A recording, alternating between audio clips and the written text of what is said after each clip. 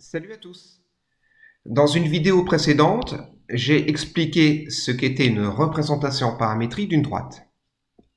Là, dans cette vidéo, je vais faire un exercice d'application, celui qui se trouve juste en dessous de la propriété.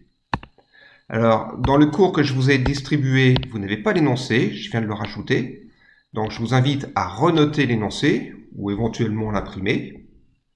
Je vais l'afficher sur cette autre page.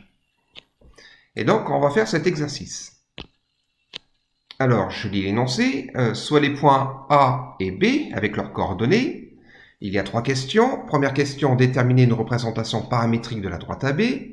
Deuxième question, il faudra trouver les coordonnées de deux points appartenant à AB. Et troisième question, il faudra voir si les points M et N sont sur AB.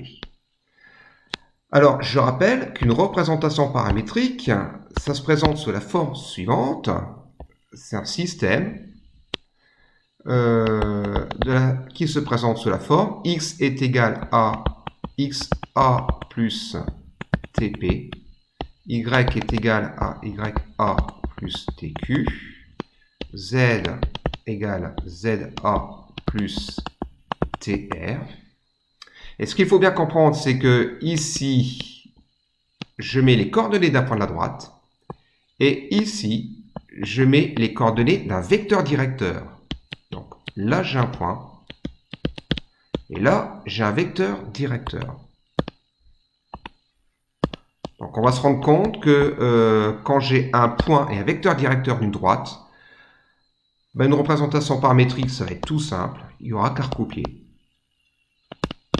Voilà, x, y, z ici représente un point qui se trouve sur la droite. Alors pour faire la question 1, ça se présente de la manière suivante. Je vais juste préciser que pour la droite AB, j'ai un point, le point A par exemple, et comme vecteur directeur, j'ai le vecteur AB. Donc je vais écrire comme la chose suivante. Le point A est un point de la droite AB. Le vecteur AB, et dans la foulée, je vais calculer ses coordonnées. Alors ça fait 1 ici, ça fait moins 6, ça fait 7 moins 3, 4, est un vecteur directeur de AB.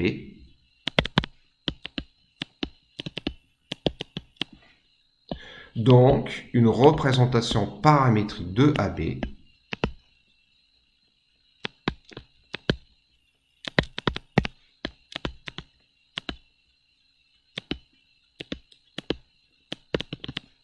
de AB. Et le système que je vais marquer en dessous, allez, je vais l'appeler S, ce système, ça va être X égale, Y égale, Z égale. Je vais mettre les coordonnées du point A, 1, 5, 3, plus, et les coordonnées du vecteur AB, donc plus une fois T, T, plus moins 6 fois T, donc moins 6T, plus 4 fois T, 4T. Et je précise qu'ici, T est un réel. Donc voilà la première question. Elle est vraiment toute simple. Une fois qu'on a un point et un vecteur directeur, trouver une représentation paramétrique de la droite, c'est vraiment très facile. Je peux préciser qu'ici, je mets les coordonnées du point A, et ici, je mets les coordonnées du vecteur AB. Voilà la première question. Deuxième question, déterminer les coordonnées de deux points de AB. Cette question, elle n'est pas compliquée. Il faut savoir qu'à chaque point de la droite AB est associé un unique réel T, qu'on appelle paramètre. Alors pour trouver des points, je vais remplacer T par n'importe quelle valeur dans le système et j'aurai tout de suite les coordonnées d'un point. Donc allez, je vais remplacer T par 1 et on obtient, allez, on fait le calcul, x est égal à 1 plus 1, 2, y est égal à 5 moins 6 fois 1, moins 1, z est égal à 3 plus 4 fois 1, c'est-à-dire 7. Donc, le point de coordonnées 2, moins 1, 7 appartient à AB. Allez, ce point-là, je vais l'appeler point P. de coordonnées 2, moins 1, 7. C'est un point de AB.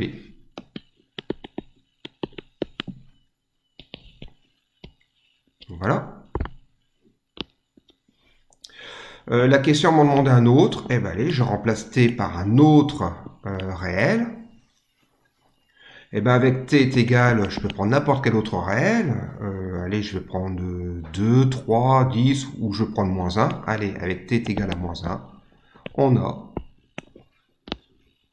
Eh bien, je refais les calculs. Allez, x est égal à 1 moins 1, ça fait 0. Y est égal à 5 moins 6 fois moins 1, donc 5 plus 6, 11. Et z est égal à 3 plus 4 fois moins 1, 3 moins 4, moins 1. Et donc, le point de coordonnées 0, 11, moins 1 est aussi un point de AB. Allez, ce point-là, je vais l'appeler Q. Voilà.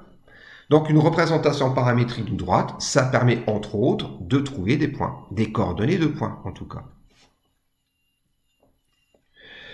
Troisième question. Je la remontre. On veut savoir si les points M et N appartiennent à AB. Alors, je vais d'abord m'intéresser au point M. Allez, je vais rappeler ces coordonnées. Donc, concernant M, de coordonnées 11, moins 55, 43. Et bien, pour savoir si ce point est sur la droite AB, c'est pas bien compliqué non plus ici. Je vais remplacer dans la représentation paramétrique de la droite x, y et z par les coordonnées du point M. Et à chaque fois, je vais résoudre les équations où l'inconnu ici est le paramètre t. Si en résolvant les équations, j'obtiens la même valeur pour t, alors ça veut dire que le point M sera bien un point de la droite AB, et j'aurai même trouvé son paramètre, j'aurai trouvé la valeur de t. Si, en résolvant les équations, je trouve deux valeurs différentes pour t, alors dans ce cas-là, j'obtiens une absurdité, une contradiction. Ça voudra dire que le point M n'est pas sur la droite AB. Donc, on peut rédiger ça de la manière suivante. Je peux dire que M appartient à AB si et seulement si il existe un réel t tel que les coordonnées de M vérifient le système, c'est-à-dire tel que 11 soit égal à 1 plus t. Ensuite, moins 55 est égal à 5 moins 6t. Et enfin, 43 est égal à 3 plus 4t. Voilà. C'est-à-dire, si seulement si, il existe un réel t, vérifiant, et là je vais résoudre les trois équations, elles ne sont pas bien compliquées. Alors je laisse tomber les calculs. La première équation, on trouve t est égal à 11 moins 1, on trouve 10. La deuxième équation, alors si je le fais de tête, ça fait moins 55 moins 5 moins 60, et je divise par moins 6, je trouve 10 aussi. La troisième équation, alors je fais 43 moins 3, ça fait 40, ensuite je divise par 4, je trouve 10 ici. Ok. Eh bien, il existe bien un réel t vérifiant les trois égalités, ici c'est 10. J'en déduis donc que le point M appartient bien à AB. Je vais faire pareil pour le point N, donc ça va être vraiment la même rédaction. Allez, pour le point N, je remonte pour me retrouver ses coordonnées. 4 moins 13, 9. Allez, 4 moins 13, 9. Et bien allez, le point N sera sur la droite AB si et seulement si il existera un réel t tel que 4 soit égal à 1 plus t, moins 13 soit égal à 5 moins 6t, et 9 est égal à 3 plus 4t. C'est-à-dire si et seulement si, et là je résous comme précédemment les trois équations. Alors, la première équation, ça fait directement 3. La deuxième équation, donc ça fait moins 13, moins 5, moins 18 sur moins 6, ben ça fait 3. Et la troisième équation, 9 moins 3, 6. 6 divisé par 4, ah, ça fait pas 3. Hein, ça fait 6 quarts, 3 demi. Voilà. Évidemment, le réel-t ne peut pas prendre deux valeurs différentes en même temps. Ça ne peut pas être égal à 3 et à 3 demi en même temps. J'en déduis donc que M ne peut pas être un point de la droite AB. Si c'était le cas, ça voudrait dire que C serait égal à 3 et 3 demi en même temps, ce qui est vraiment absurde. Voilà.